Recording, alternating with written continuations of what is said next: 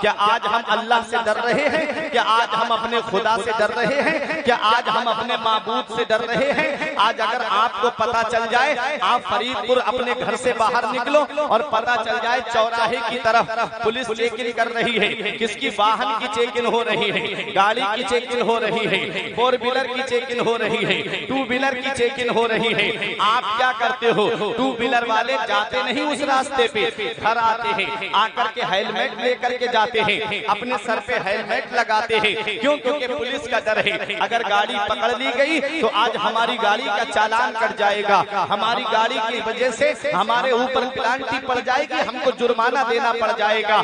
آج ہم کتنا ڈر رہے ہیں، صرف وہ بھی ایک انسان ہے، تم بھی ایک انسان ہو۔ اتنا غوث اعظم کی محبت میں آنے والوں، میں آپ سے پوچھنا چاہتا ہوں، یہ آج ہمارا حال ہے۔ وہ بیٹا جو باہر نکل کر کے سگریٹ پی رہا ہے، وہ بیٹا جو باہر نکل کر کے گٹکا کھا رہا ہے، وہ بیٹا جو باہر نکل کر کے بیڑی اور سگریٹ کو ہاتھ لگا رہا ہے، کب؟ جب تک باپ سامنے نہیں ہے۔ بیٹا ہے کہ بیڑی پی رہا ہے یا سگریٹ پی رہا ہے، جیسے ہی باپ سامنے آیا وہ اپنے ہاتھ کو پیچھے کر کے بیڑی یا سگریٹ کو بجھا دیتا ہے، کیوں؟ کیونکہ باپ کا ڈر ہے کہیں باپ کو پتا چل گیا تو مجھے سزا نہ دے۔ میں آپ سے پوچھنا چاہتا ہوں، کیا آج ہم اللہ سے ڈرتے ہیں؟ آج ہمارے شب و روز ذرا دیکھیے، آج ہمارے دن و رات ذرا دیکھیے، آج ہماری زندگی کے حالات ذرا دیکھیے، آج ان نوجوانوں کو ذرا دیکھو، ان کی زندگی کیسے گزر رہی ہے۔ کسی کی زندگی چوراہے پہ بیٹھ کر کے گزر رہی ہے، کسی کی زندگی گلیوں کے چکر لگا کے گزر رہی ہے، کوئی ہے کہ موبائل پہ اپنی زندگی برباد کر رہا ہے، کوئی واٹس ایپ پہ زندگی تباہ کر رہا ہے، کوئی فیس بک پہ زندگی برباد کر رہا ہے، کوئی انسٹاگرام پہ زندگی برباد کر رہا ہے۔ تعلیم سے ان کو مطلب نہیں، ایجوکیشن سے ان کو مطلب نہیں، شکشا سے ان کو مطلب نہیں، پڑھائی لکھائی سے ان کو مطلب نہیں۔ آج 70 سال کی محنت ان کی رنگ لے کر کے آئی ہے، جو آج مسلمانوں پہ قبضہ ہے۔ جدھر دیکھو وہ مسلمان مظلوم اور ستائے ہوئے نظر آتے ہیں،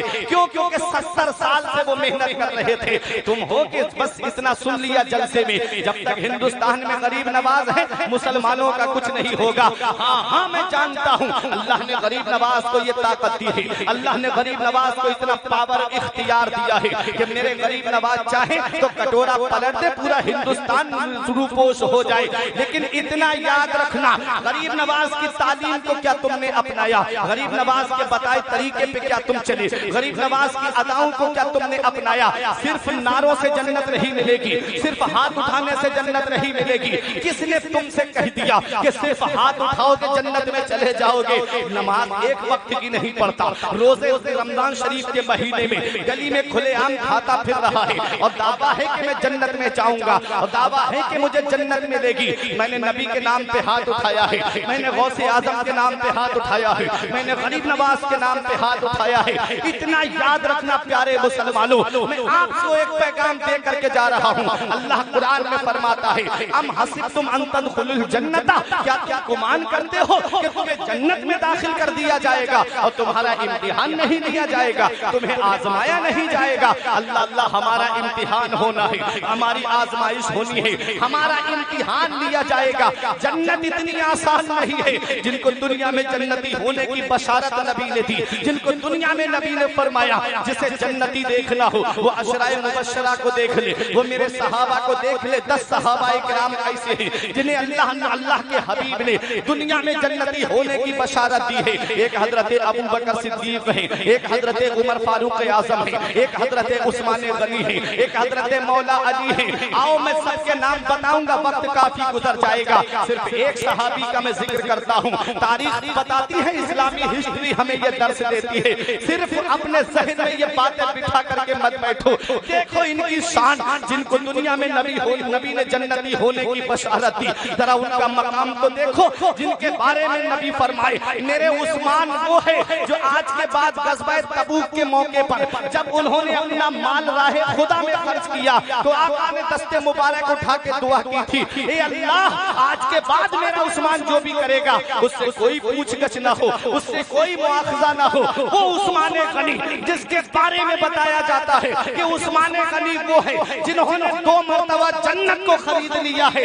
وہ عثمان غنی جب قبرستان کے قریب سے گزرتے تو اتنا روتے کہ آنکھوں سے آنسو ٹپکتے, داڑھی مبارک تر ہو جاتی, زمین پہ آنسو گرنے لگتے. کسی نے کہا اے عثمان غنی تمہیں تو نبی نے جنتی بتایا ہے, تمہاری شان تو یہ ہے. نبی نے فرمایا ہے کہ آج کے بعد تم جو بھی کرو گے تم سے کوئی مواخذہ نہیں ہوگا. کیوں اتنا روتے ہو, کیا وجہ ہے؟ تم تو جنتی ہو, تم تو قبر میں آرام سے رہو گے. تب عثمان غنی کا جواب سنو اے فرید پور کے زندہ دل مسلمانوں. عثمان غنی کہتے ہیں قبر دنیا کی منزلوں میں سب سے آخری منزل ہے اور آخرت کی منزلوں میں سب سے پہلی منزل ہے. اگر انسان اس سے پار ہو گیا تو اسے آگے آسانیاں ملے گی, اگر اسی کے سوالوں کے جواب میں پھنس گیا تو آگے بڑی سخت منزلیں ہیں. میرا امام پکار کے کہتا ہے ان کو رحم آئے تو آئے ورنہ, ان کو رحم آئے تو آئے ورنہ. وہ کڑی مار ہے کیا ہونا ہے چھپ کے لوگوں سے کیے, جس کے گناہ وہ خبردار ہے کیا ہونا ہے. واہ بھائی واہ, نعرہ تکبیر, نعرہ رسالت, نعرہ غوثیت.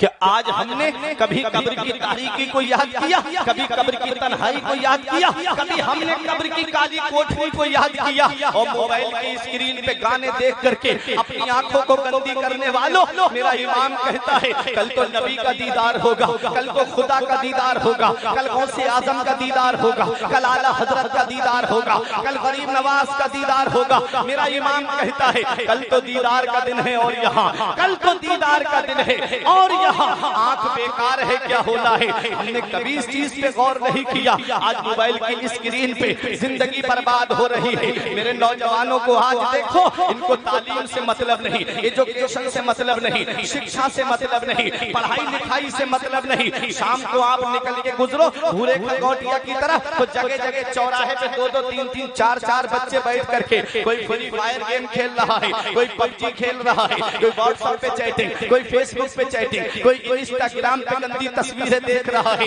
میں آپ سے پوچھنا چاہتا ہوں کیا اس دنیا میں ہمیشہ رہنے کے لیے آئے ہو؟ ارے ابھی ڈینگو بخار چل رہا ہے. میں نے خود ایسے لوگوں کو دیکھا جو جوان تھے, کڑیل جوان, چند منٹ نہیں لگے اور وہ اس دنیا سے چلے گئے. کیا سمجھتے ہو اس دنیا میں ہمیشہ رہنا ہے؟ کیا سمجھتے ہو اس دنیا میں ہمیشہ کے لیے آئے ہو؟ نہیں, اس دنیا میں ہمیشہ نہیں رہنا ہے.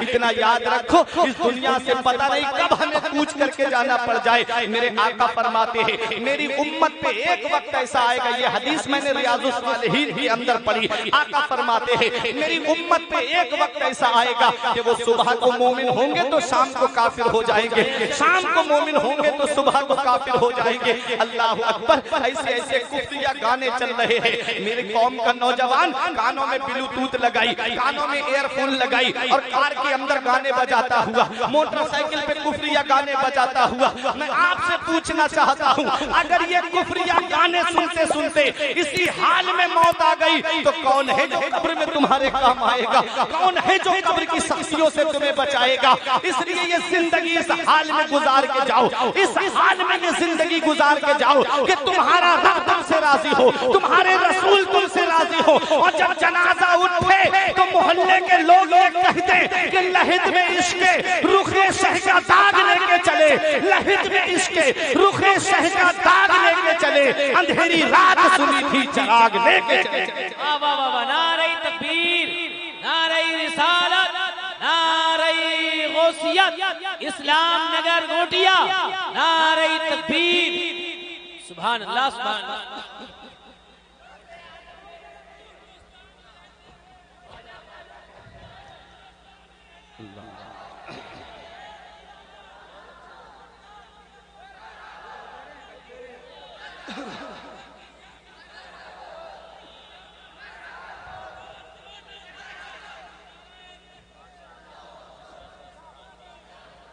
یہ زندگی اپنے رب کو یاد کر کے گزارو.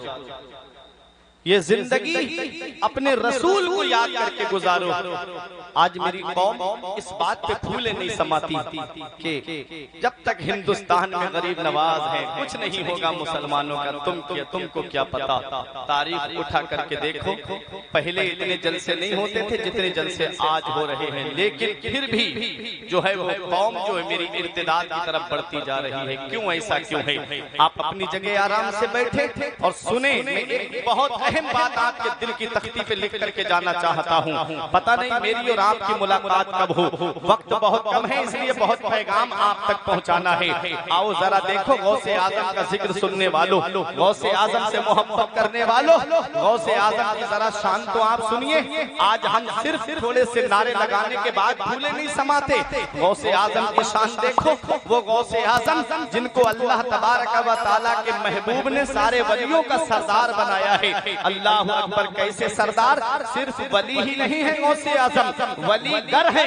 تب تک کوئی ولی بنتا ہی نہیں ہے جب تک غوث اعظم کے دستخط نہیں ہو جاتے ہیں، تب تک کوئی ولی نہیں بنتا۔ وہ غوث اعظم، ذرا ان کی شان دیکھو۔ یہ علماء کرام یہاں پر بیٹھے ہوئے ہیں، کچھ میرے ساتھی بھی فرید پور کی سرزمین پر ہے جنہوں نے اور ہم نے تعلیم ساتھ میں حاصل کی ہے۔ میں سب کی توجہ چاہتا ہوں۔ شیخ سعدی علیہ الرحمہ نے گلستان کے دوسرے باب میں ایک حکایت کو لکھا ہے کہ سردی کی راتیں تھیں، ہم نے دیکھا کہ کوئی آبے کا گلاف پکڑ کر کے پھوٹ پھوٹ کر کے رو رہا ہے، اور اس کے رونے کی آواز ایسی سخت ہے، ایسی درد بھری آواز ہے کہ جو بھی طواف کرنے والا اس کی آواز کو سنتا، اس کی آنکھوں سے آنسو ٹپکنے لگتے، اس کی آنکھوں سے آنسو بہنے لگتے۔ وہ بچہ رو رو کے کہہ رہا تھا، اے اللہ میرے نیک اعمال اپنی بارگاہ میں قبول فرما لے، اے اللہ میری نیکیاں اپنی بارگاہ میں قبول فرما لے، اے اللہ میرے نیک اعمال تیری بارگاہ میں قبول نہیں ہیں تو مولا قیامت کے دن مجھے اندھا کر کے اٹھانا۔ اللہ اکبر، جس اس بچے کی آواز کو سن کر کے لوگ طواف کرنے والے رو کر کے دیکھ رہے تھے۔ کسی نے اس بچے سے پوچھا تھا، او اس طرح رو رو کے اپنے رب کو منانے والے، اے اپنے پروردگار کو رو رو کے راضی کرنے والے، ذرا اپنا نام تو بتا دے۔ اس بچے نے کہا تھا، انا عبد القادر جیلانی، میں عبد القادر جیلانی ہوں۔ اللہ اکبر، وہ غوث اعظم کہ جن کے پاس نیکیوں کی کمی نہیں، جن کے پاس نمازوں کی کمی نہیں، خود غوث اعظم کے مرید کا کہنا ہے، میں نے اپنی آنکھوں سے دیکھا ہے کہ میرے شیخ نے 40 سال تک عشاء کے وضو سے فجر کی نماز پڑھی ہے۔ عشاء کی نماز میں وضو کرتے، پوری رات اللہ کی عبادت کرتے، فجر کی نماز اسی وضو سے پڑھتے۔ اے فرید پور والو، 40 سال غوث اعظم کی پیٹھ بستر سے نہیں لگی رات میں۔ آج ہماری زندگی ذرا دیکھ لو، صرف کرامتیں سنتے ہیں غوث اعظم کی۔ غوث اعظم نے مردے کو ٹھوکر ماری، مردے کو زندہ کر دیا۔ غوث اعظم کی کرامتیں سن کر کے صرف ان کے پیغام کو بھی لے کر کے جاؤ کہ یہ مقام غوث اعظم کو کیسے ملا تھا، یہ عظمت غوث اعظم کو کیسے ملی تھی، یہ رفعت غوث اعظم کو کیسے ملی تھی، یہ مرتبہ غوث اعظم کو کیسے ملا تھا۔ آؤ ذرا دیکھو میرے غوث اعظم کی شان۔ 40 سال تک عشاء کے وضو سے فجر کی نماز غوث اعظم نے پڑھی۔ مرید کہتا ہے 15 سال میں نے اپنے شیخ کو دیکھا، ایک پیر کھڑا کر دیتے، ایک پیر زمین پہ رکھتے، اور 15 سال لگاتار آپ نے پوری رات قرآن کی تلاوت کرتے تھے، اور ایک رات میں ایک قرآن شریف مکمل فرما لیا کرتے تھے۔ یہ غوث اعظم کی تلاوت کا عالم، یہ غوث اعظم کی عبادت کا عالم۔ آؤ ذرا دیکھو، یہی غوث اعظم ہے۔ حضور حافظ ملت جامعہ اشرفیہ مبارک پور کے بانی کیا کہتے ہیں؟ اسلام کی خدمت کے 3 نمایاں طریقے ہیں۔ سب سے پہلا طریقہ جو ہے وہ تدریس ہے، آدمی مدرسے میں بیٹھ کر کے درس و تدریس دیتا ہے، اس کے ذریعے اسلام کی خدمت ہوتی ہے۔ تیسرا اسلام کی خدمت کا نمایاں طریقہ تصنیف ہے، کتابیں لکھتا ہے تب اسلام کی خدمت ہوتی ہے۔ کتابوں کے ذریعے لوگ دین حاصل کرتے ہیں، اپنے مذہب کی باتیں حاصل کرتے ہیں۔ اور تیسری بات جو حضور حافظ ملت نے فرمائی وہ یہ ہے کہ تقریر کے ذریعے اسلام کی خدمت ہوتی ہے، واعظ کے ذریعے اسلام کی خدمت ہوتی ہے۔ اب واعظ ہو کہاں رہے ہیں؟ اب جو تمہیں زیادہ ہنسائے اس کی بہت واہ ہوتی ہے، جو جتنے زیادہ لطیفے تمہیں سنائے تو آدمی سوچتا ہے بہت اچھی تقریر ہوئی۔ کب تک ممبروں سے ہنسی اور مذاق کے پیغام دیتے رہو گے؟ دنیا تم تمہیں مٹانے کے لیے تلی ہوئی ہے، دنیا تمہارے اوپر نظریں جمائے ہوئے ہے کہ کیسے کوئی ایسا موقع آ جائے کہ مسلمانوں کو صفحہ ہستی سے مٹا دیا جائے۔ لیکن ڈاکٹر اقبال نے کہا تھا نا کہ کچھ تو ہے کہ نام و نشان مٹتا نہیں ہمارا، کچھ تو ہے کہ ہستی مٹتی نہیں ہماری۔ دشمن رہا ہے صدیوں دور زماں ہمارا، اور باطل سے دبنے والے اے آسمان نہیں ہم 100 بار کر چکا ہے تو انتہا ہمارا۔ مسلمان ہے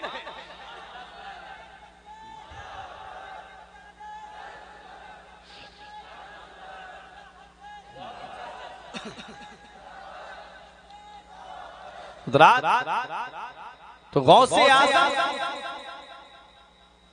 کی زندگی کو آپ دیکھیں، تینوں طریقے سے اسلام کی خدمت کی ہے غوث اعظم۔ مدرسے میں بیٹھ کر کے پڑھایا غوث اعظم، تعلیم دی غوث اعظم نے، مدرسے میں بیٹھ کر کے علم دین سکھایا بچوں کو غوث اعظم نے، اور تصنیف کا یہ عالم کتابیں تو لکھی غوث اعظم نے۔ 500 فتاوی کا جواب ایک دن میں غوث اعظم دیتے تھے۔ 500 فتوے آتے تھے غوث اعظم کی بارگاہ میں ایک دن میں۔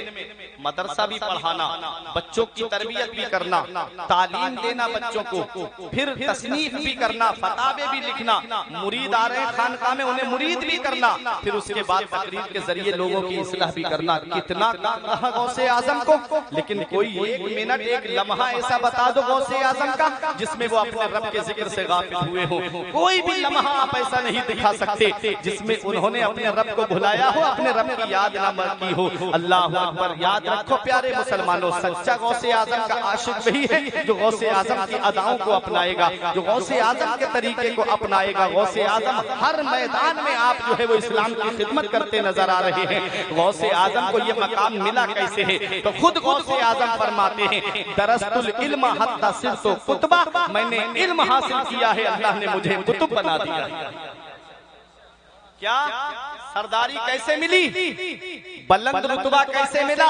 فرماتے ہیں درست العلم حتی صرت کتبہ، میں نے علم حاصل کیا، اللہ نے مجھے کتب بنا دیا۔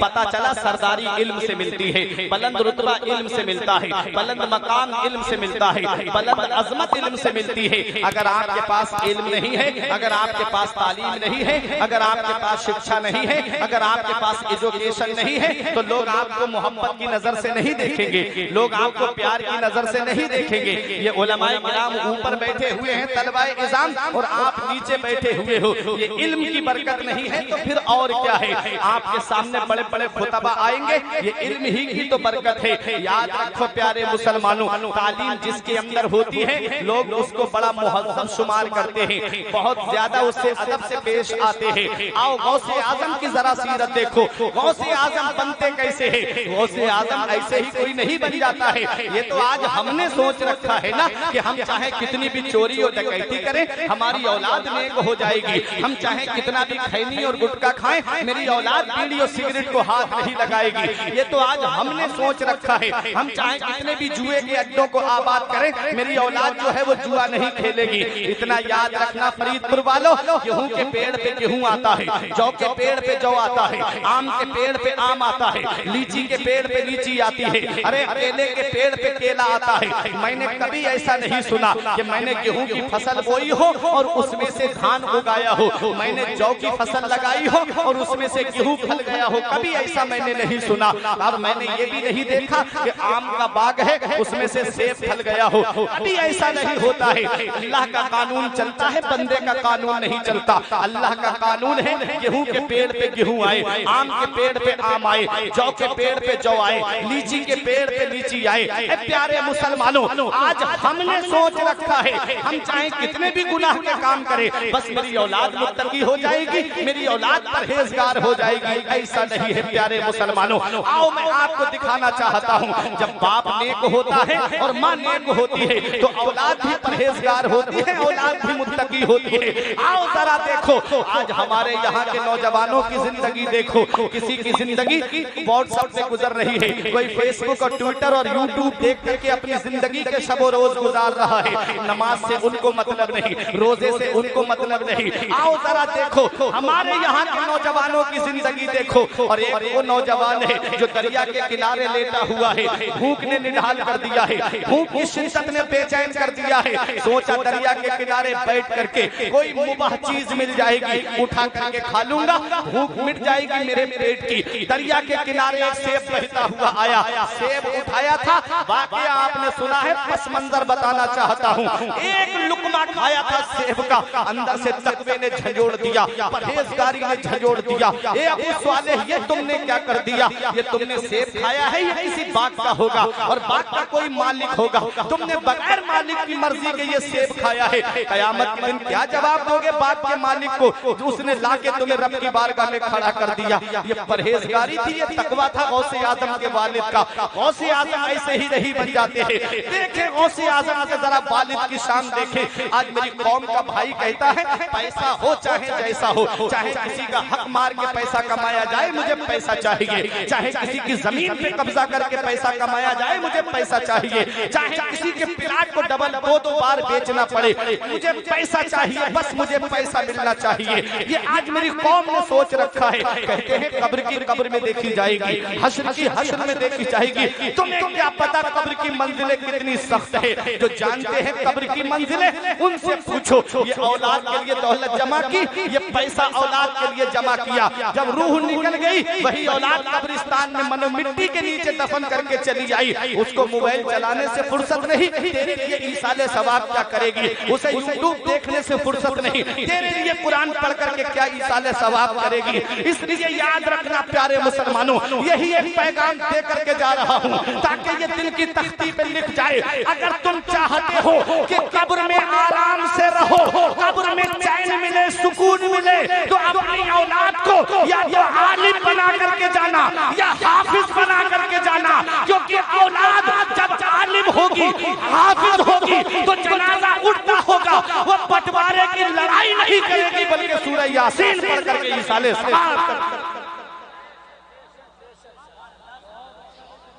इसलिए याद रखो, दीनी तालीम दो अपनी औलाद को, शरीयत की तालीम दो अपनी औलाद को। न वो दिन दूर नहीं है कि तरसोगे कब्रिस्तान में लेट करके कि कोई मेरे लिए इसाले सवाब कर देता। औलाद जब आलिम होगी, हाफिज होगी, तो वो नमाज पढ़ेगी तो ये दुआ करेगी, रब्बना ग़फिरली वले वालिदैया वलिल मुमिनीना यौम यक़ूमुल हिसाब। ए अल्लाह मुझे बख्श दे, मेरे माँ बाप को बख्श दे और सारे मोमिनीन को बख्श दे। जब ये दुआ करेगी, वो दुआ जमीन के ऊपर करेगा, अल्लाह ताला उसके माँ बाप को जमीन के नीचे बख्श। इसलिए दीनी तालीम दो अपनी औलाद को, कब्र की कब्र में देखी जाएगी, हश्र की हश्र में देखी जाएगी। ये जुमला नहीं बोलना चाहिए, बड़ी सख्त मंजिलें हैं। रोते थे अल्लाह वाले कब्र को याद करके। आओ जरा देखो, ये गौसे आजम के वालिद हैं, आंखों में आंसू आ गए। क्या जवाब दोगे कयामत में अपने रब को? चले दरिया का सफर करते करते पैदल कई मील का सफर किया, एक बाग में पहुंचे। वहां एक अल्लाह का वली बैठ करके अल्लाह अल्लाह कर रहा है। आने वाला भी अल्लाह का वली और जो बैठा है वो भी अल्लाह का वली। नजरें चार हुई, वलीरा वली में शनासत, वली को वली पहचानता है। नजरें चार हुई, समझ गए कि ये कोई मामूली शख्सियत नहीं है जो मेरे पास आया है। आकर के नौजवान ने सलाम किया, बुजुर्ग ने जवाब दिया, कहो बेटा कैसे आना हुआ? कहा मैंने आपके बाग का एक सेब लिया है, उसकी माफी के लिए आया हूँ। बोले कहाँ से आ रहे हो? मैं आपके घर पे जाऊं, डायरेक्ट कहूँ मुझे माफ कर दो तो आप क्या कहोगे? अरे क्या नाम है तुम्हारा? कहाँ से आए हो? किस चीज की माफी मांग रहे हो? बुजुर्ग ने पूछा बेटा कहाँ से आ रहे हो? कहा इतने मील का सफर करके। कहा किस चीज की माफी? कहा मैंने आपके बाग का सेब आपकी बगैर इजाजत के खा लिया है। कहा फिर कहा मुझे माफ कर दीजिए। जब नजरे अनीक से गौसे आजम के वालिद की पेशानी पर जब नजरे अनीक जमाई तो समझ गए कि ये कोई मामूली शख्सियत नहीं है। वली के सामने लौहे महफूज होता है। मौलाना रूम फरमाते हैं लौहे महफूज पेशे औलिया, औलिया के सामने लौहे महफूज होता है। देख लिया कि یہ کوئی معمولی شخصیت نہیں ہے. فوراً دل کے اندر ایک محبت جاگ گئی. بیٹا معاف تو کر دوں گا لیکن دو شرطیں ہیں. پہلی شرط میرے باغ کی رکھوالی کرو, دوسری شرط پہلی کے پورا ہونے کے بعد بتاؤں گا. دیکھو واقعہ آپ نے سنا ہوگا, باغ کی رکھوالی کی جتنی سال کی شرط رکھی گئی, جب رکھوالی پوری ہو گئی تو کہا اب معاف کر دیجئے. بولے دوسری شرط رہ گئی ہے. کیا دوسری شرط ہے؟ کہا دوسری شرط یہ ہے کہ تم کو میری بیٹی سے نکاح کرنا پڑے گا. تو بولے پھر اس کے بعد معاف کر دو گے؟ کہا ہاں معاف کر دوں گا. کہا لیکن سنو میری بیٹی کے اندر کیا کیا خصوصیتیں ہیں وہ تو سن لو. میری بیٹی کانوں سے بہری ہے, ہاتھوں سے لنجی ہے, پیروں سے لنگڑی ہے, زبان سے گونگی ہے, آنکھوں سے اندھی ہے. اس کے ساتھ نکاح کرنا پڑے گا. ایسا ماڈل آج کے نوجوان کے سامنے رکھ دیا جائے تو کیا شادی کے لیے تیار ہوگا؟ صرف اتنا پتا چل جائے لڑکی چلتی ہے تو لنگڑا کے چلتی ہے تو رشتے سے منع کر دیتا ہے, میں لنگڑی کے ساتھ شادی کروں گا. یہ غوث اعظم کے والد ہیں, کہتے ہیں دنیا میں سزا برداشت کرنے کے لیے میں تیار ہوں, آخرت میں سزا برداشت نہیں کر پاؤں. جانتے ہیں پوری زندگی بٹھا کے کھلانا ہے ایسی لڑکی کو, کوئی خدمت کی امید نہیں, لیکن راضی ہو گئے. جب نکاح ہوا کمرے کے اندر گئے تو اندر بیٹھی دلہن اٹھ کے کھڑی ہو گئی, ان کو سلام کیا. جب سلام کیا تو فوراً واپس آ گئے. سوچنے لگے پیروں سے لنگڑی ہوتی تو کھڑی کیوں ہوتی, سوچنے لگے اگر زبان سے گونگی ہوتی تو سلام کیوں کرتی, آنکھوں سے اندھی ہوتی تو مجھے دیکھتی کیوں, ہاتھوں سے لنجی ہوتی تو بیٹھنے کا اشارہ کیوں کرتی. فوراً واپس آ کر کے بزرگ سے کہا, اے فرید پور والوں بہت غور سے سنیے گا, یہ علماء اپنی دعاؤں سے مجھے نوازیں گے.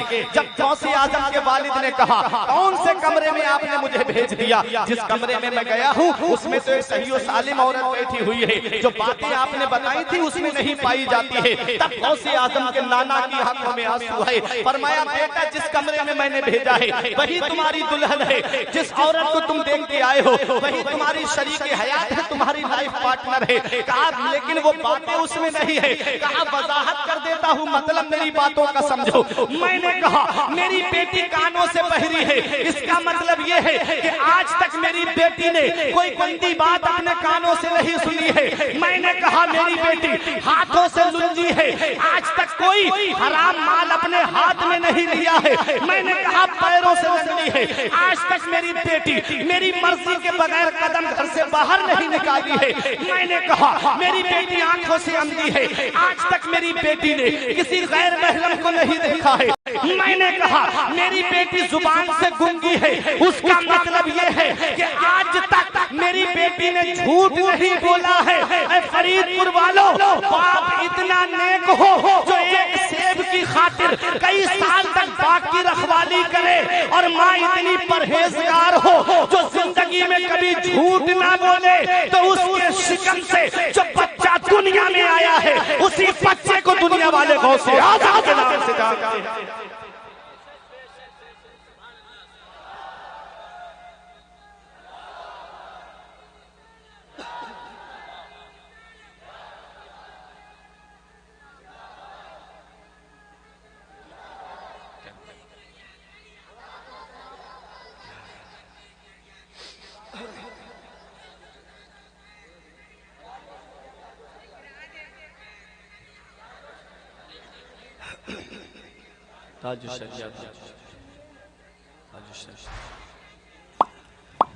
ارے جب باپ نیک ہوتا ہے اور جب ماں نیک ہوتی ہے تو اولاد بھی پرہیزگار ہوتی ہے. باپ متقی ہوتا ہے, ماں متقیہ ہوتی ہے, تو اولاد بھی اس کی متقی ہوتی ہے. ارے باپ کی شان کا یہ عالم ہو, باپ کی عبادت کا یہ عالم ہو کہ جب مولا علی کے پیر میں تیر لگ جائے, صحابہ تیر نکالے تو درد ہونے لگے, تب مولا علی سے صحابہ کہیں آپ نماز پڑھیے. جب آپ نماز کے لیے کھڑے ہوئے تیر پیر سے نکال لیا, پتہ بھی نہیں چلا. مولا علی شیر خدا فرماتے ہیں ارے قسم خدا کی میرے پیر سے تیر نکل گیا, مجھے احساس بھی نہیں ہوا, مجھے پتہ بھی نہیں چلا. باپ کی عبادت کا یہ عالم ہے, اور قرآن کی تلاوت کا عالم یہ ہو کہ اپنے حجرے سے نکلے سواری پہ بیٹھنے تک مولا علی پورا قرآن مجید مکمل فرما لے.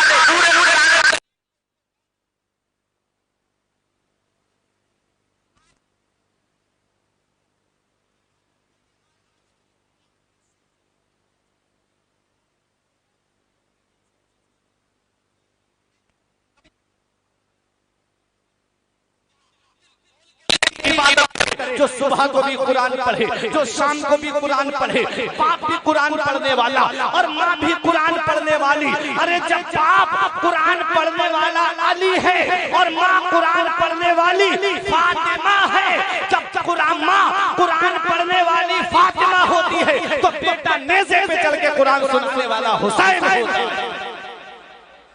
اور جب باپ ابو صالح ہو اور ماں ام الخیر فاطمہ ہو، باپ ابو صالح نیکیوں کا باپ اور ماں ام الخیر نیکیوں کی ماں ہو، تو اس کے شکم سے جو بچہ دنیا میں آیا اسی بچے کو دنیا والے غوث اعظم کے نام سے جانتے ہیں۔ ارے جب باپ سید غیاث الدین ہو اور ماں ماہ نور بی بی ہو تو بیٹا معین الدین چشتی 95 لاکھ غیر مسلموں کو کلمہ پڑھانے والا غریب نواز ہوتا ہے۔ باپ نیک اور ماں نیک تو بیٹا فرید الدین گنج شکر ہوتا ہے۔ باپ متقی اور ماں متقیہ تو بیٹا علاء الدین علی احمد صابر ہوتا ہے۔ باپ کرسی پہ حکومت کی بیٹھ کر کے کبھی سجدے قضا نہ کرے، کبھی اللہ کی عبادت کو ترک نہ کرے، اور ماں قرآن پڑھے اور ماں قرآن پڑھ کر کے اور نماز پڑھ کر کے رب کی بارگاہ میں دعا کرے تو بیٹا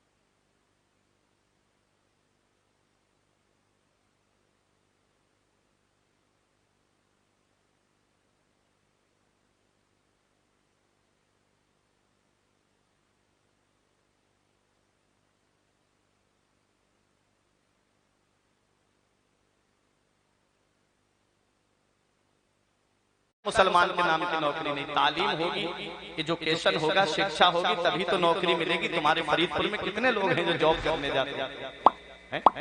تعلیم ہے تبھی تو جا رہے ہیں۔ تعلیم حاصل نہیں، کالج کے نام پہ موٹر سائیکل لے کر کے گلیوں میں گھومنے والے گھر والوں کو پتا ہے کہ پڑھ رہا ہے میرا بچہ، تعلیم حاصل کر رہا ہے، اتنا پیسہ خرچ کیا ان کی تعلیم پہ، اور حال کیا ہے؟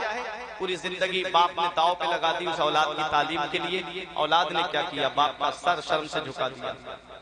ہوتا ہے، بیٹھ جائیں آپ حضرات تھوڑی سی دیر کے لیے، غوث اعظم سے محبت کرنے والے سب لوگ ہیں، بیٹھ جائیں آپ حضرات، محبت سے درود پاک پڑھیں۔ اللہم صلی علی سیدنا و مولانا محمد و بارک وسلم، صلاۃ و سلام علیک یا رسول اللہ صلی اللہ تعالی علیہ وسلم۔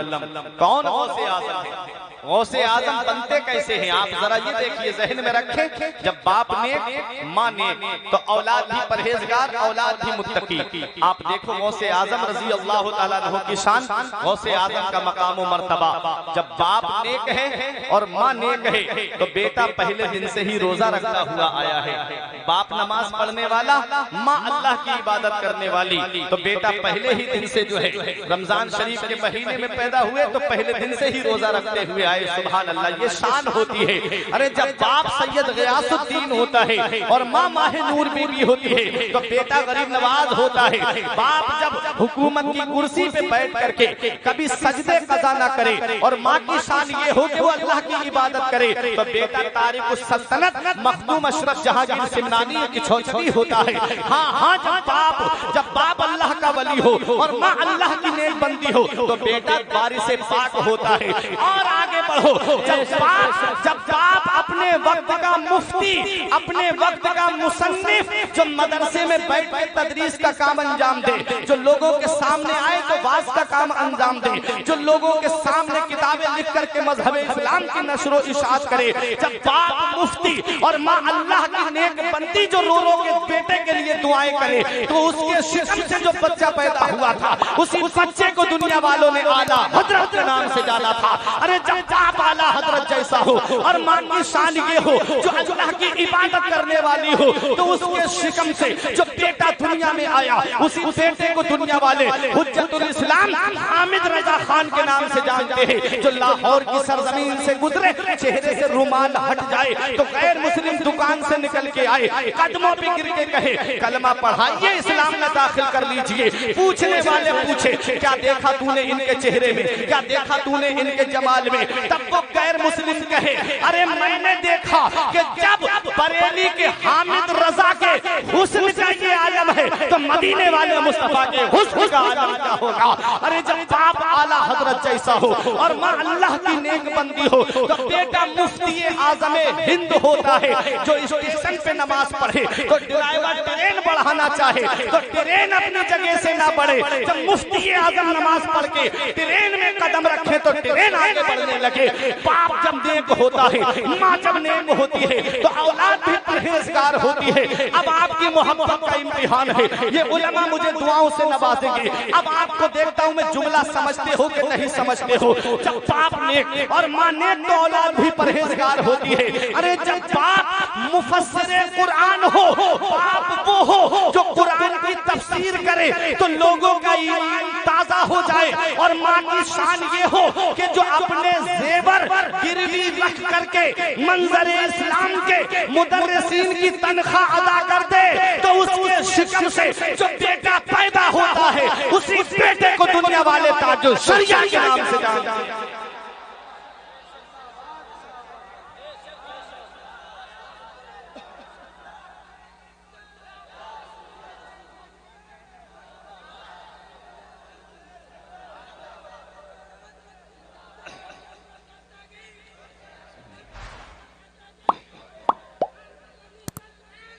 اس لیے اے فرید پور والو اپنے بچوں کو وقت سے پہلے جوان کر دو. ہیرو ہیروئن کا کردار دے کر نہیں، فلمی ایکٹروں کا کردار دے کر جوان مت کرنا. اگر جوان کرنا ہے تو کربلا کے حسین اعظم کا کردار دے کے جوان کرو، بغداد کے غوث اعظم کا کردار دے کے جوان کرو، اجمیر کے غریب نواز کا کردار دے کے جوان کرو، بریلی کے اعلیٰ حضرت کا کردار دے کے جوان کرو. یہ مت دیکھو محلے والے کیا کہیں گے، یہ مت دیکھو خاندان والے کیا کہیں گے، یہ مت دیکھو تمہارے رشتہ دار کیا کہیں گے، یہ مت دیکھو تمہارے پڑوسی کیا کہیں گے. زمانہ خفا ہے تو کیا غم ہے اس کا، زمانہ خفا ہے تو کیا غم ہے اس کا.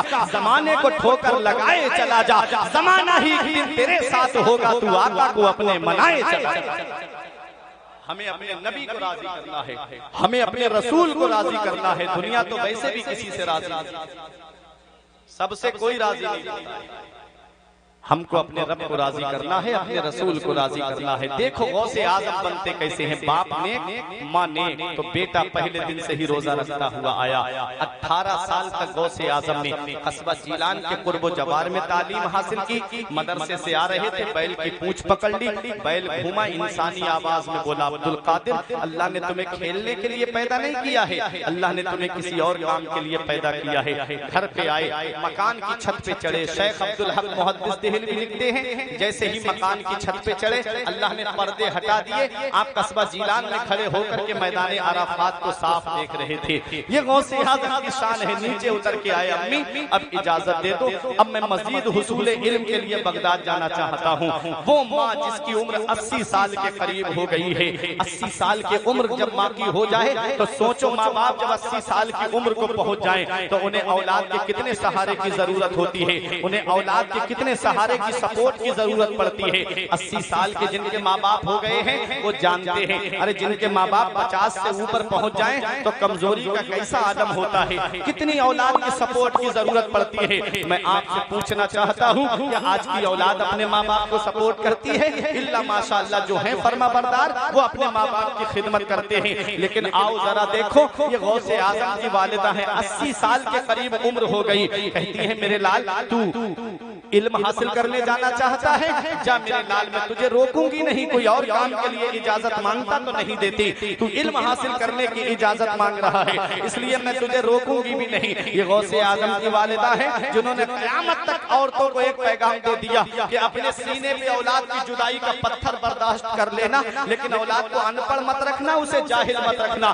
اسے تعلیم سے ہمکنار کرنا، اسے ایجوکیشن سے ہمکنار کرنا، اسے شکشا سے ہمکنار کرنا۔ اور مدینے والے مصطفیٰ نے پیغام بھی دیا ہے، کیا پیغام دیا ہے؟ ادبوا اولادکم من ثلاث خصال، اپنی اولاد کو 3 باتیں سکھاؤ۔ یہ ماں باپ کے اوپر واجب ہے کہ وہ 3 باتیں اپنی اولاد کو ضرور سکھائیں۔ اگر اولاد کو یہ 3 باتیں نہیں سکھائیں، امام غزالی فرماتے ہیں اگر اولاد کو تعلیم نہیں سکھائی، پڑھایا لکھایا نہیں، تو یہ اولاد قیامت میں اپنے باپ کو رب کی بارگاہ میں کھینچ کے لائے گی اور کہے گی میرے مولا میرا باپ مجھے بھوکا رکھتا، ننگا رکھتا، یہ میرے لیے بہتر تھا، لیکن اس نے مجھے جاہل رکھا، اس نے مجھے ان پڑھ رکھا، اس نے مجھے کام کاج میں لگائے رہا، پڑھنے لکھنے نہیں دیا۔ وہ اولاد قیامت کے دن کہے گی مولا میں اکیلا جہنم میں نہیں جاؤں گا بلکہ میرے ساتھ میرے باپ کو بھی بھیج۔ بتاؤ پیارے مسلمانوں، یہ اولاد جس کے لیے دولت جمع کی، یہ اولاد جس کے لیے پیسہ جمع کیا، یہ اولاد جس کے لیے ہم نے سرمایہ جمع کیا، اگر اسے تعلیم نہیں دی، پڑھایا لکھایا نہیں، قرآن کی تعلیم حدیث کی تعلیم نہیں دی،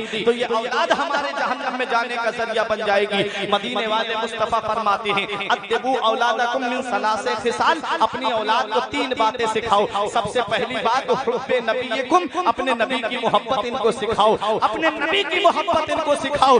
بچپن سے موبائل ہاتھ میں دینے والوں، اگر بچے کے ہاتھ میں موبائل دو گے، اگر کارٹون دکھاؤ گے، اگر گانے انہیں سناؤ گے، اگر فلمی گانے ان کو سناؤ گے، تو وہ بچے فلمی گانے گاتے ہوئے نظر آئیں گے، کیونکہ بچوں کا ذہن سادہ کاغذ کی طرح ہوتا ہے، بچوں کا ذہن خالی بوتل کی طرح ہوتا ہے۔ چاہو تو خالی بوتل میں پانی بھر دو، چاہو تو خالی بوتل میں شراب بھر دو، چاہو تو خالی بوتل میں دودھ ڈال دو، چاہو تو سادہ کاغذ پہ گانے لکھ دو، چاہو تو سادہ کاغذ پہ کلمہ شریف لکھ دو۔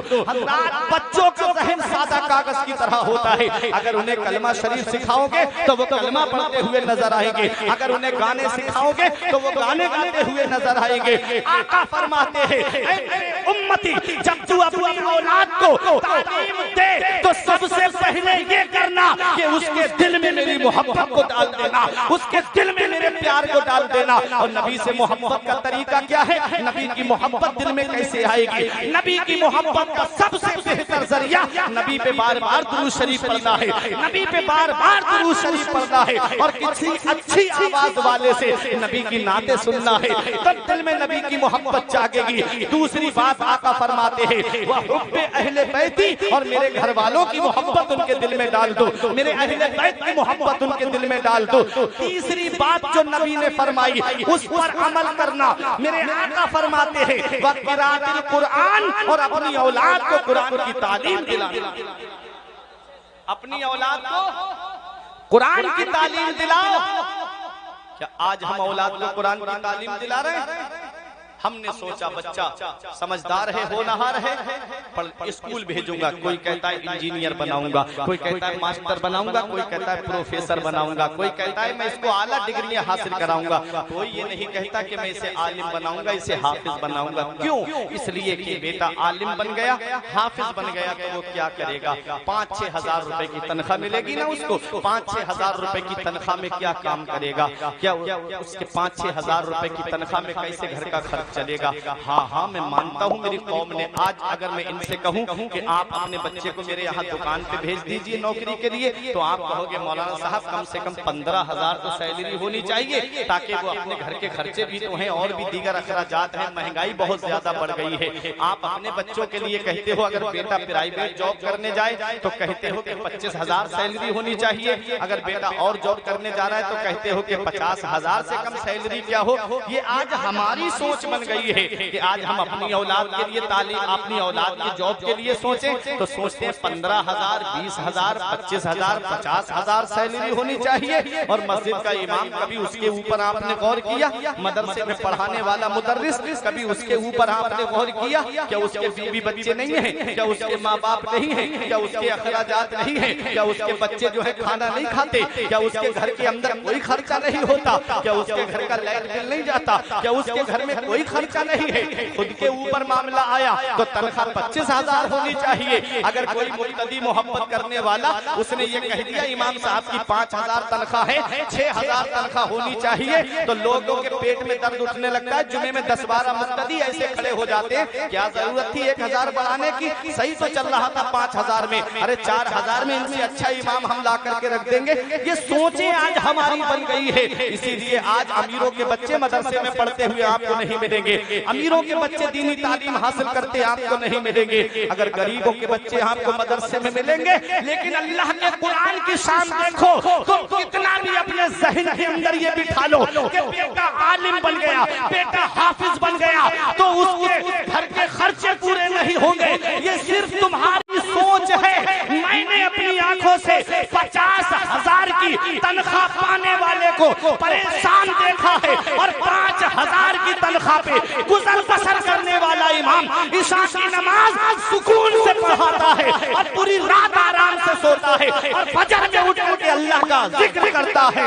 وہ جانتا ہے دولت دینے والی ذات اللہ کی ہے، پیسہ دینے والی ذات اللہ کی ہے، سرمایہ دینے والی ذات اللہ کی ہے، روپیہ دینے والی ذات اللہ کی ہے۔ وہ جانتا ہے من یتق اللہ یجعل لہ مخرجا ویرزقہ من حیث لا یحتسب ومن یتوکل علی اللہ فہو حسبہ۔ میرا رب قرآن میں فرماتا ہے جو اللہ سے ڈرتا ہے اللہ اس کے لیے نجات کا راستہ نکال دیتا ہے، اور اسے ایسی جگہ سے روزی دیتا ہے جہاں سے بندے کا وہم و گمان بھی نہیں ہوتا ہے۔ یہ عالم ہے، یہ حافظ ہے، ان کی زندگی کو آپ دیکھو، ان کی زندگی کے شب و روز کو دیکھو، پورے مجمع میں آپ دیکھ لو کوئی ایسا لباس نہیں پہنا ہوگا جو قوم کا ایک طالب علم پہنے ہوئے ہے۔ ان کے لباس کو دیکھو، ان کے چہروں کو دیکھو، چہروں سے نورانیت ٹپک رہی ہے، لباس صاف ستھرا ہے۔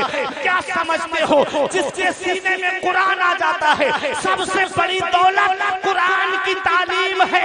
جس کے سینے میں قرآن کی تعلیم ہوگی اسے قبر کے اندر مٹی نہیں کھائے گی، اور جب وہ جائے گا قیامت میں تو جہنم میں نہیں بلکہ سیدھا جنت میں جائے گا۔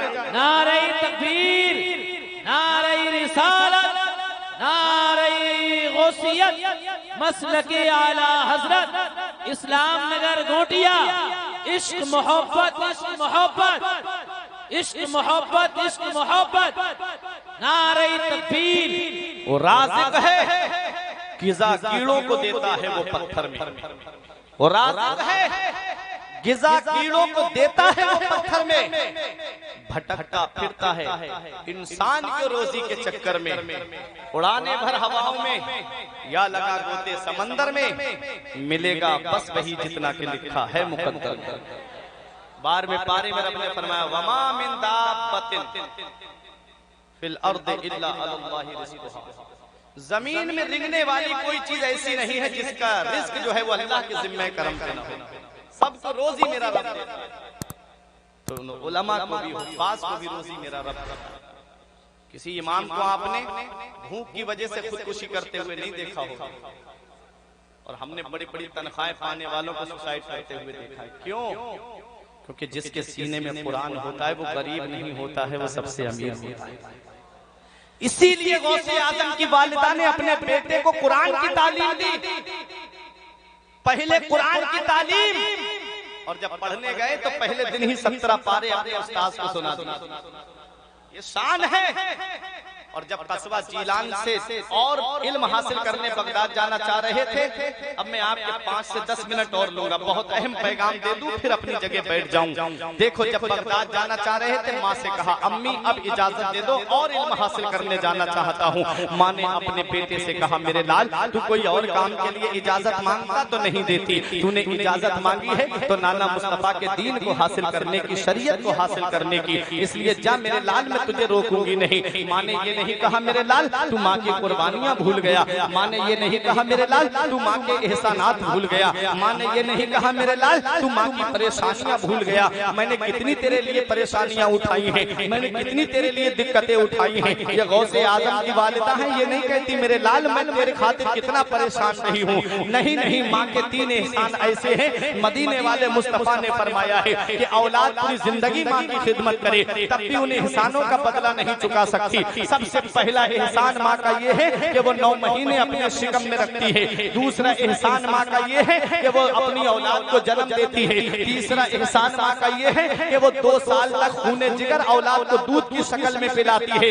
ये 3 एहसान ऐसे हैं आका इरशाद फरमाते हैं अगर औलाद पूरी जिंदगी माँ की खिदमत करे तब भी वो इन एहसानों का बदला नहीं चुका सकती। लेकिन आज की वो मॉडर्न औलाद माँ बाप के इस मर्तबे को क्या जाने, आज की वो तरक्की याफ्ता औलाद माँ बाप के इस मामलात को क्या जाने, जिसने जो है मोबाइल को चला करके जिंदगी के चाल चलन सीखे हो, जो फिल्मों की स्क्रीन पे हीरो हीरोइन का ब्रेकअप देख करके तो रोता हो लेकिन माँ बाप को सताने के बाद उसकी आंख से एक आंसू न टपकता हो। वो औलाद जरा आप उसके ऊपर गौर तो कीजिए प्यारे मुसलमानों। आज माँ बाप एक एक पैसे के लिए परेशान है, माँ बाप दवाई के लिए परेशान है, और बेटा है कि पीरों को जाकर के 1,000 के नजराने दे करके आ रहा है। घर में माँ बाप दवाई के लिए परेशान है, बेटा है कि उम्र के टूरों पे टूर कर रहा है, बेटा है कि बगदाद के चक्कर लगा रहा है, बेटा है कि अजमेर शरीफ की बसों में बैठ करके अजमेर शरीफ के लिए जा रहा है। क्या तुझसे गरीब नवाज राजी हो जाएंगे अगर तुझसे तेरे माँ बाप नाराज हैं? क्या गौसे आजम राजी हो जाएंगे अगर तुझसे तेरे माँ बाप नाराज हैं? क्या मदीने वाले मुस्तफा राजी हो जाएंगे अगर तुझसे तेरे माँ बाप नाराज हैं? आका की बारगाह में यमन के नौजवान सहाबी ने आके कहा था आका अब मैं आपकी बारगाह में आ गया हूँ, अब मैं वापस नहीं जाऊंगा।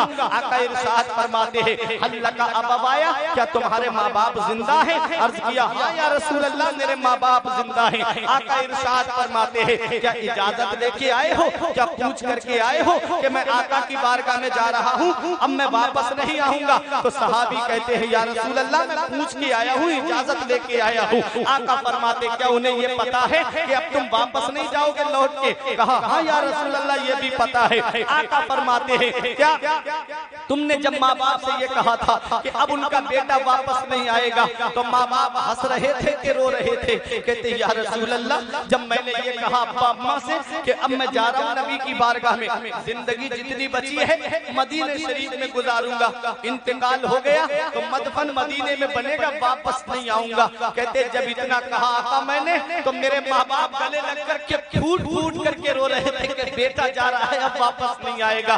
बेटे की मोहब्बत में फूट फूट करके रो रहे थे। आका की इरशाद फरमाते हैं हदीस पाक में है आका वो जलाल पे उठ के खड़े हो गए, इरशाद फरमाते हैं इरजी इलैहिमा फअदहिकहुमा कमा अबकैतहुमा, ए मेरे सहाबी वापस चले जाओ, जहां से आए हो वहीं लौट के चले जाओ, और जैसे माँ बाप को रुला के आए हो वैसे उन्हें हंसा दो, वो यमन में खुश हो जाएंगे, तेरा नबी तुझसे मदीने में राजी हो।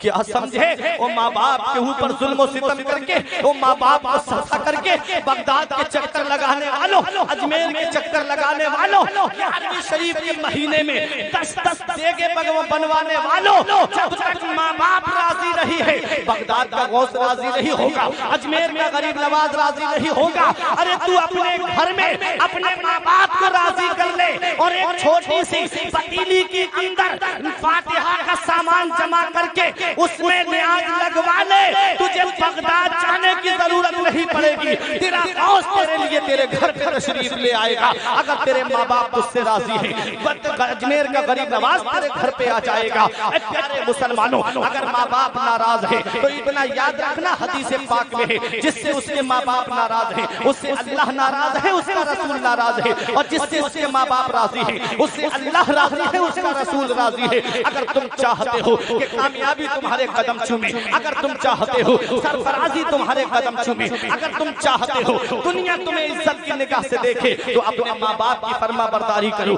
अपने माँ बाप की खिदमत करो।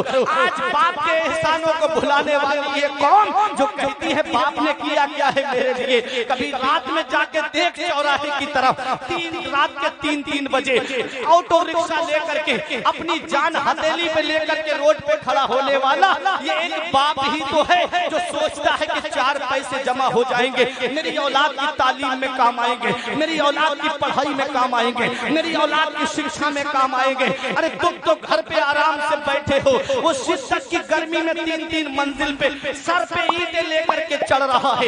एक ही दर्द है कि पैसे कमाऊंगा मेरी औलाद पढ़ लिख जाएगी, एक ही दर्द है कि मैं पैसे जमा जमा करूंगा मेरी औलाद की जवानी पे काम आएंगे, उसे मेरी तरह मजदूरी करनी नहीं पड़ेगी। ये कोचिंग की फीसें भरने वाला ये एक बाप ही तो है, ये कॉलेज की फीसें भरने वाला ये एक बाप ही तो है, ये यूनिवर्सिटी की फीसें भरने वाला ये एक बाप ही तो है। जिस्म पे फटा हुआ लिबास पहन करके ईद की नमाज को अदा करता है, औलाद को नए कपड़े बना के देता है, दिल में यही दर्द है कि मेरी औलाद है ये बड़ी होगी मेरे बुढ़ापे का सहारा बन जाएगी। आज वही औलाद जवान हुई, 4 पैसे कमाने लगी, माँ बाप का बिस्तर घर से बाहर कर दिया, खुद एयर कंडीशनर रूम में माँ बाप तीनों में रह करके जिंदगी गुजार रहे। क्या इसी दिन के लिए माँ बाप औलाद को जवान करते हैं? क्या इसी दिन के लिए माँ बाप औलाद को पालते हैं? क्या इसी दिन के लिए माँ बाप ने औलाद को जवान किया था? इतना याद रखना, मौलाना रूम फरमाते हैं पहली मोहब्बत माँ बाप की है जो दुनिया में बदला मांगती है। अगर तुम अपने माँ बाप के साथ भलाई करोगे तो तुम्हारी औलाद तुम्हारे साथ भलाई करेगी। अगर तुमने अपने माँ बाप के साथ भलाई नहीं की तो ये उम्मीद मत रखना बुढ़ापे में तेरी औलाद तेरा सहारा बन जाएगी। धूप कैसी भी हो साया नहीं खोने देता, धूप कैसी भी हो साया नहीं खोने देता, राह कैसी भी हो बेबस नहीं होने देता। बेच के अपना लहू चाहे वो रोटी लाए, बाप औलाद को भूखा नहीं सोने देता। बेच के अपना लहू चाहे वो रोटी लाए, बाप औलाद को भूखा नहीं सोने देता। वक्त ठुकरा देगा एक दिन मेरी सारी ये कुर्बानियां दामने उम्मीद में फकत नाकामियां रह जाएंगी। शादियों के बाद बेटे तो अलग हो जाएंगे, बाप के हाथों में फकत बैसाखियां रह जाएंगी। बुढ़ापा क्या जवानी क्या ये बचपन बांट लेते हैं, बुढ़ापा क्या जवानी क्या ये बचपन बांट लेते हैं। न होगा दिल में गुंजाइश तो आंगन बांट लेते हैं, नहीं मंजूर हिस्से में किसी बेटे को अपनी माँ, मगर आपस में बूढ़ी माँ के कंगन बांट लेते हैं। देखिए मैंने कहा था ना कि अल्लामा इम्तियाज साहब की आमद होगी और मेरे माइक से जाने का वक्त होगा। माशाअल्लाह खतीब अहले सुन्नत हज़रत अल्लामा मौलाना इम्तियाज अहमद साहब से मिला, अब बैठ जाएं आप इम्तियाज अहमद साहब से मिला। नारे तकबीर, नारे रिसालत, नारे गौसियत। माशाअल्लाह माशाअल्लाह।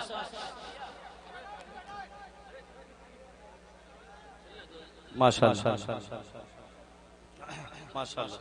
बैठ जाएं आप हज़रात, बड़ी तेजी के साथ बैठिए, मेरी तकलीफ खत्म, बात पूरी हो गई। और साउथ अफ्रीका वाले हजरत आराम गाह में आराम कर रहे हैं, हजरत के बाद फौरन उनका नंबर लग जाएगा। आप लोग बैठे बैठ जाएं। बहुत बेहतरीन खतीब, उम्दा अदीब, नाशरे मसलक के आला हजरत, हमारी जमात के मुमताज और मुनफरिद खतीब हजरत अल्लामा मौलाना मुफ्ती इम्तियाजुल कादरी साहिब किबला बरकाती संबली मिंबर नूर पे तशरीफ फरमा है। बस हजरत की आमद हो गई। जो मैंने बयान किया, परवरदिगार आलम की बारगाह में दुआ है कि मेरे कुछ अर्ज करने में सबकत लिसानी की वजह से या बतकाज़ा बशरियत कोई गलती हुई हो तो मौला मुझे माफ फरमाए। अल्लाह ने कुरान में फरमाया या अय्युहल्लज़ीना आमनु तक़ुल्लाह वकूनु माअस सादिकीन, ऐ ईमान वालो अल्लाह से डरो और सच्चों के साथ हो जाओ। सच्चों के साथ होने का मतलब है उनकी अदाओं को अपनाओ, उनके तरीके को अपनाओ, उनके बताए रास्ते पे चलो। परवरदिगार आलम की बारगाह में दुआ है कि मौला जो मैंने बयान किया सबकत लिसानी की वजह से या बतकाज़ा बशरियत कोई गलती हुई हो मौला मुझे माफ फरमाए। अस्तगफिरुल्लाह रब्बी मिन कुल्ले ज़ंबि व अतूबु इलैहि। कलमा तैयब पढ़ लें एक बार। भाई 1-2 मिनट लूंगा मैं। ये भाई बहुत ही ज्यादा इनकी एक फरमाइश है, कलाम शायर बहुत है लेकिन 2 शेर ये सुनना चाह रहे हैं, इनका दिल रखने के लिए मैं बोल रहा हूँ मौलाना इम्तियाज साहब की। तो मोहम्मद पे सब कुछ लुटाने चले हैं, हुसैन आज सर को कटाने चले हैं। मोहम्मद पे सब कुछ लुटाने चले हैं, हुसैन आज सर को कटाने चले हैं। जो बचपन में नाना से वादा किया था, जो बचपन में नाना से वादा किया था, उसे करबला में निभाने चले हैं। जो बचपन में नाना से वादा किया था, उसे کربلا میں نبھانے چلے ہیں، ملے گا نہ تاریخ میں ایسا غازی، لگا دے جو اولاد کی جان کی بازی، ملے گا نہ تاریخ میں ایسا غازی، لگا دے جو اولاد کی جان کی بازی، دکھائے کوئی ان کے جیسا نمازی، دکھائے کوئی ان کے جیسا نمازی، جو سجدے میں گردن کٹانے چلے ہیں، محمد پہ سب کچھ لٹانے چلے ہیں، حسین آج سر کو کٹانے چلے ہیں، بڑے ناز سے جن کو پالا نبی نے، جنہیں رکھا پلکوں پہ مولا علی نے، بڑے ناز سے جن کو پالا نبی نے،